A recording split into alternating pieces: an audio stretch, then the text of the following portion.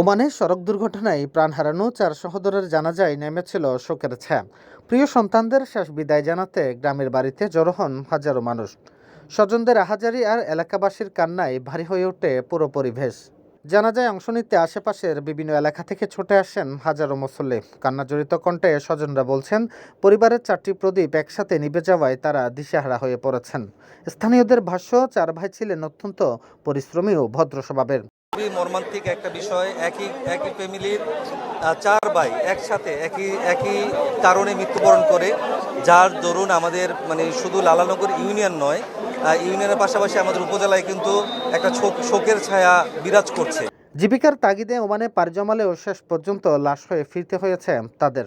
লাশ হস্তান্তরের সময় উপস্থিত ছিলেন রাঙ্গুনি আসনের সংসদ সদস্য হুমাম কাদের চৌধুরী। খবর পেয়েছিলাম ওমানের থেকে যে একই পরিবারের 4 ভাই, 4 জন সন্তান, তারা একটি সড়ক দুর্ঘটনায় ইন্তেকাল করেছেন।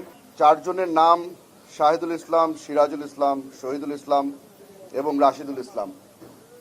আপনাদের সকলকে অনুরোধ করছি, যারা ইন্তেকাল করেছেন তাদের সকলের জন্য আপনারা দোয়া করবেন। জানাজা শেষে পারিবারিক কবরস্থানে পাশাপাশি দাফন করা হয় 4 ভাইকে। সময় পুরো এলাকায় নেমে আসে হৃদয় বেধারক পরিবেশ।